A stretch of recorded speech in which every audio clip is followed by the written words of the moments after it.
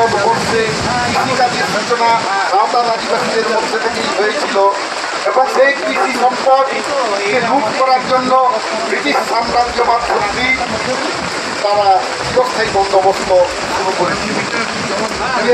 1793 সালে permanent settlement চালু করা হয়। তার ফলে জমিদার মহাজন জোরদারদের খাজনা তোলার অবাধ অধিকার যেটা দেওয়া হয়েছিল সেটার কারণের জন্য সাঁওতাল জাতির জমির উপরে অধিকারটা আস্তে আস্তে হ্রাস করে।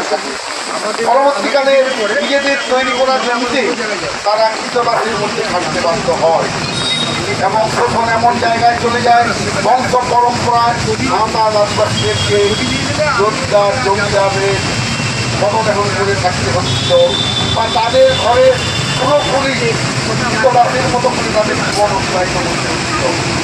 এই শোষণ থেকে মুক্তি লাভের জন্য চার ভাই চিনু মুর্মু, কানু মুর্মু, চাঁদ, ভাইরো এবং ধানু সুদার মুর্মু এই 6 জন সন্তান ব্রিটিশ সাম্রাজ্যবাদের বিরুদ্ধে সাঁওতাল জনগণকে ওনারা নেতৃত্ব দিয়েছিলেন।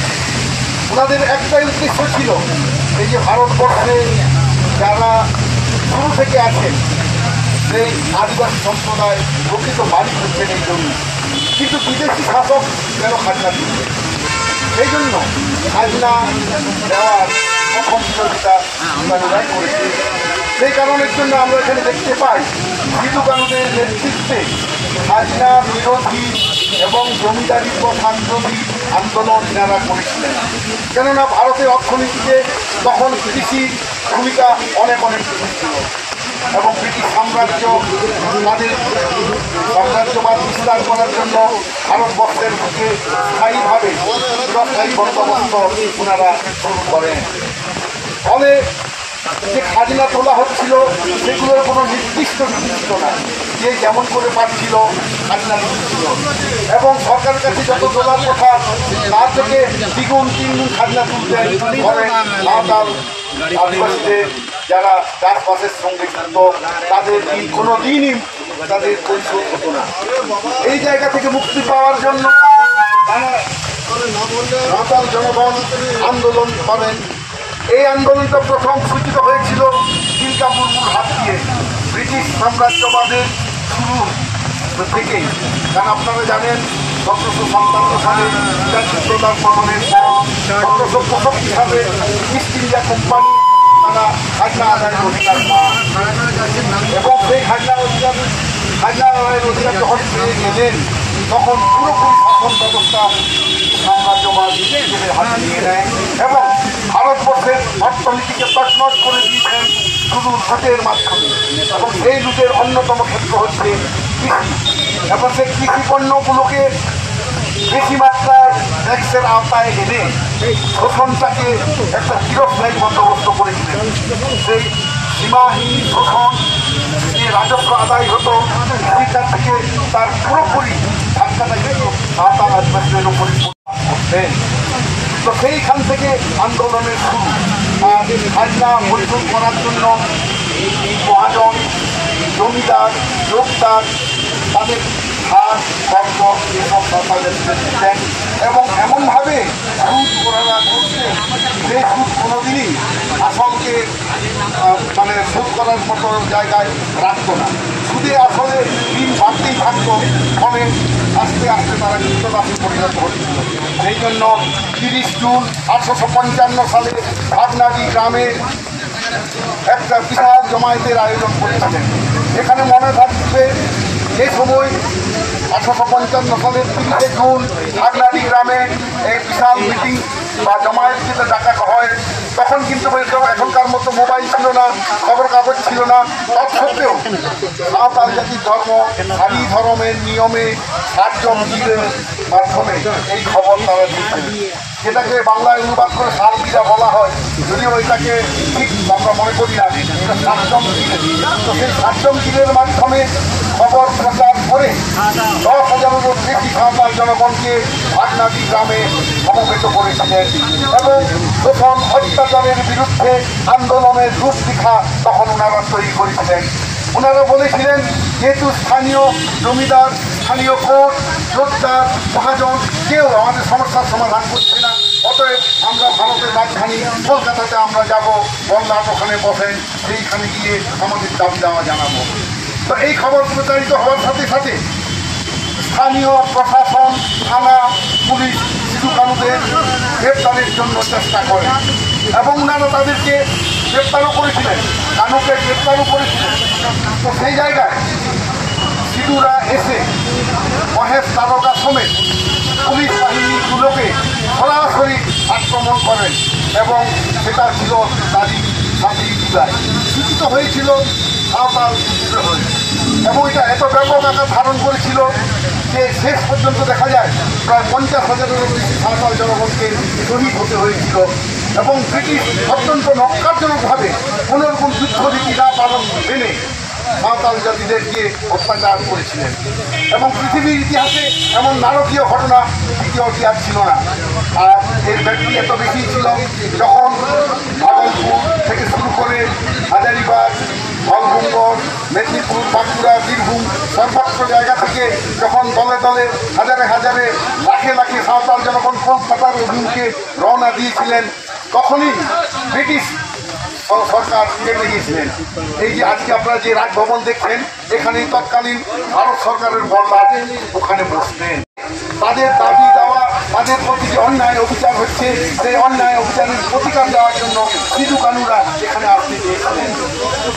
তো সেই সিধু কানুদেরকে আটকাবার জন্য যুদ্ধ হয় ব্রিটিশ সৈন্যের সাথে সাঁওতাল সৈন্যদের। সেখানে এত বেশি লোক এই যুদ্ধে সামিল হয়েছিল এবং এই পদযাত্রায় অংশগ্রহণ করেছিল, যেটাকে ইতিহাসবিদরা বলেন চীনের লং মার্চের থেকেও সাঁওতাল জনগণের লং মার্চে অনেক অনেক বেশি জনগণ অংশগ্রহণ করেছিল। কেননা এই লং মার্চ অধিকার রক্ষার লং মার্চ। এই লং মার্চ নিজের জমি জায়গা, নিজেদের ভাষা, নিজেদের সমাজ সংস্কৃতি বাঁচার সংগ্রাম ছিল। সর্বোপরি ভারতবর্ষকে শাসনমুক্ত করার চেষ্টা। তো এই জায়গায় দাঁড়িয়ে সিধু কানু এখানেই আসতে চেয়েছিলেন, কিন্তু তাদেরকে কলকাতায় আসতে দেওয়া হয়নি। তো দেশ স্বাধীন হওয়ার পর এই যে আপনারা দেখতে পাচ্ছেন ফলকে 1983 সালে তৎকালীন বামফ্রন্ট সরকার একটা ফলক এখানে স্থাপন করলেন সিধু কানুদের সংগ্রামকে কুর্নিশ জানাবার জন্য, সম্মান জানাবার জন্য। তারপর থেকেই ভারতবর্ষের ইতিহাসে যাই হোক সেটা আজ সরকার তো স্থাপন করেছে, কেউ না কেউ ওরে বাবা সরকারি পারমিশন না হলে তো আমরা পারতাম না, এটা ঠিকই আছে। সেইখানে ওরা সরকারি লোক এখানে উদ্বোধন করেছেন, সেই জন্য বলছি আমরা এই ছোটোখাটো ব্যাপার নিয়ে বিরোধিতা করাটা ঠিক নয়। কারণ ওখানকার মন্ত্রী পৌরহিত্য করেছেন, এখন কেউ না কেউ এটা ডোনেট করবে, এটা আমরা জানি।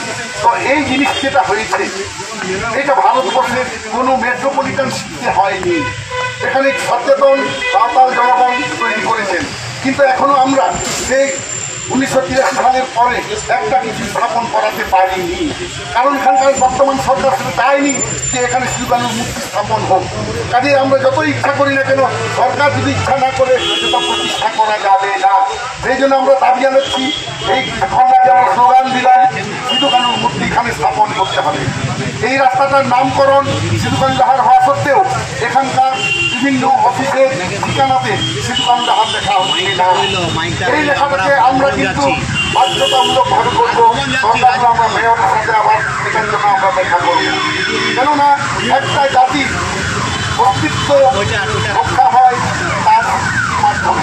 এটা আমাদের সাঁওতাল আন্দোলনকে, সাঁওতাল বিদ্রোহকে স্বীকৃতি দেওয়ার ইচ্ছে যদি না থাকে এটা আমরা করতে পারবো না। সেই জন্য স্বীকৃতি যাতে আমরা পেতে পারি তার জন্য সরকারকে এই সব পদক্ষেপ গ্রহণ করতে হবে। এবং সিধু কানু টোটাল সংগ্রামের ইতিহাসটা সিলেবাসে যাতে ঢোকে তার জন্য আমরা চেষ্টা করব। এই জন্য আমরা এখানে বলছি অত্যন্ত সচেতনভাবে আমাদের সাঁওতাল জনগণকে আরও সচেতন হতে হবে। অন্যান্য আদিবাসী সম্প্রদায়রাও আরও যেন সচেতন হন, আমাদের এখানে এই আন্দোলনে আরও যাতে বেশি বেশি লোক আসেন। কেননা অধিকার নিজেকে রাখতে হবে, অধিকার অর্জন করতে হলে লড়াই করে সেটা রাখতে হবে, অর্জন করতে হবে। কেউ দয়া করে বা শিক্ষায় কাউকে কোনো অধিকার দেয় না। এই জন্য আমি এখানে বলবো ভারতবর্ষে আজকে যে জায়গায় আমরা দাঁড়িয়ে আছি, যেখানে ইউসিসির মতো একটা অভিন্ন পৃথিবীতে চালু করার চেষ্টা করছে। সাঁওতাল জাতি নিজস্ব পদদলিত করার স্থাপন করার মাধ্যমে সেটাকে আমাদের প্রতিষ্ঠা করতে হবে। কেননা ইউনিফর্সিটি কোড পরিষ্কার বলেছে marriage, adoption, divorce, inheritance and succession property, এই যে জিনিস, এই কটাকে যাতে চালু না করা হয় সেটা আমরা দাবি জানিয়েছি এবং আমাদের এই সংসদে দাবি জানাতে হবে। কেননা ভারতবর্ষে ইউনিফর্সিটির উপর খরচ করতে কোনো উচিত নয়। কেননা ভারতের সংবিধানে সমস্ত জাতিকে তাদের নিজস্ব ভাষা, সাহিত্য, সংস্কৃতি ও ধর্ম পালনের অধিকার দেওয়া হয়েছে।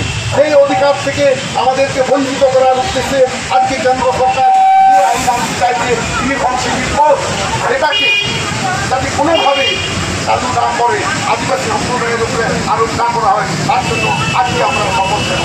কেননা 30শে জুন সাঁওতাল আদিবাসী শুরু হয় ভারতবর্ষের সমস্ত আদিবাসীদের অধিকার রক্ষার, স্বাধিকার রক্ষার একটা সংগ্রাম। আজকে 170 বছর সম্পূর্ণ হলো, তবুও আদিবাসীরা তাদের সমস্ত অধিকার পায়নি। এখনো SPT act, Santhal Pargana penalty act, Chotarajpur penalty act এখনো সেইভাবে এখনো চালু করা হয়নি। কেননা বিভিন্নভাবে আইনকে পুরো আঙ্গুল দেখিয়ে আদিবাসীদের জমি ও আদিবাসী দেওয়া হয়েছে। এবং যে সাঁওতাল বিদ্রোহের জন্য সাঁওতাল পরগনা জেলা তৈরি হয়েছিল 1 নম্বর 37 of 1855, যেটা 22 ডিসেম্বর 1855 সালে লন্ডনের ব্রিটিশ পার্লামেন্টে যে আইন পাস হয়েছিল, সেই আইন অনুযায়ী তৈরি হয়েছিল সাঁওতাল পরগনা জেলা। সেই জেলাকে বর্তমান কেন্দ্র সরকার 6 খণ্ডে খণ্ডিত করে সাঁওতাল নামটাকে ধ্বংস করে তুলছে।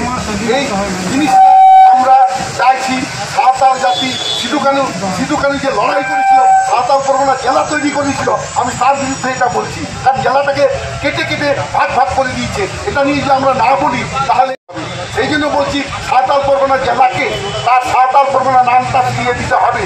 কারণ সিধু কানু লড়াইয়ের জন্য 1 নম্বর 37 of 1855 সাঁওতাল পরগনা জেলা তৈরি হয়েছিল। সুতরাং এটা প্রাসঙ্গিক, এটা আপনাদের জানা দরকার।